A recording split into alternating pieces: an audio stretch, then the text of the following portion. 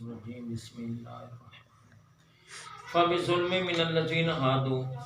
یہودیوں کے ظلم کی وجہ سے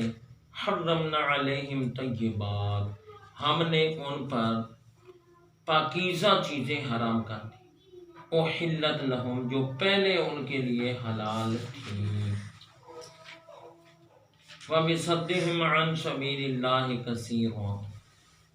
اور اللہ کے راستے سے بہت زیادہ روکنے کے باسبب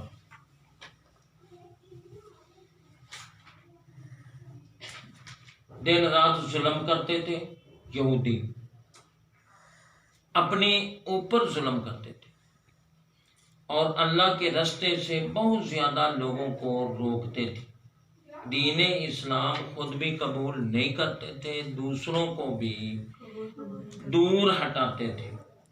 ان کی قباحتوں اور خباثتوں کی وجہ سے اور غلط کاریوں کی وجہ سے اللہ فرماتا ہے کہ وہ چیزیں جو ان پر پہلے حلال تھیں ہم نے وہ ان پر اور طیبات حرام کا پاک طیبات بیٹا آج کی یہ آیت ہمیں بتا رہی ہے اللہ کی نعمتوں کی ناقدری کرنے سے اللہ وہ نعمتیں واپس لے لیتا برکت ختم کر دیتا نصرت اور کامیابی نہیں رہتی جس طرح کہ یہودیوں پر جو چیزیں پہلے حلال تھیں ان کی غلط کاریوں کی وجہ سے وہ چیزیں ان پر حرام ہو گئی میں آپ کی توجہ تھوڑی سی اس طرف دلانا چاہتا ہوں آج سے 200-400 سال پہلے شاید یہ وقت بھی میں نے زیادہ ہی بتا دی 200-400 سال پہلے نہری پانی بہت تھوڑا تھا ٹیوبل کا نام و نشان نہیں تھا پمپ نہیں تھا نلکا نہیں تھا یا کنویں سے پانی یا نہر کا پانی یا بارش کا پانی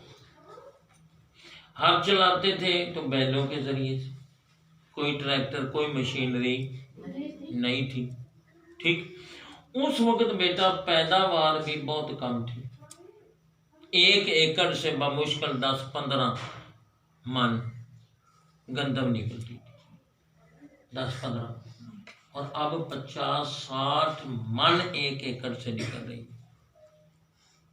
کھاد اور سپرے اور باقی چیزوں کی وجہ سے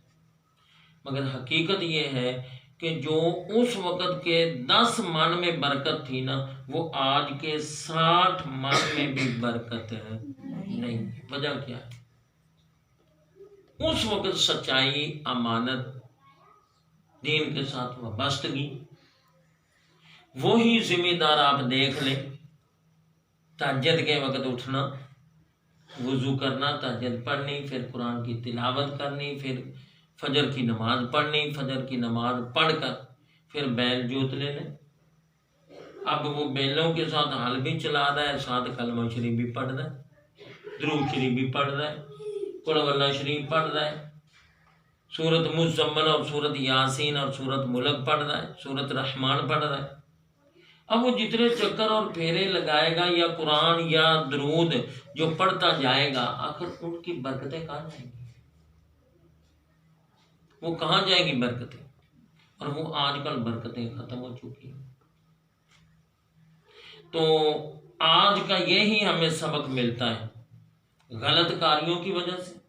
گناہوں کی وجہ سے اللہ اس قوم سے وہ نعمتیں چھین لیتا ہے واپس کر لیتا ہے ایک پنجابی کی کہاوت ہے پنجابی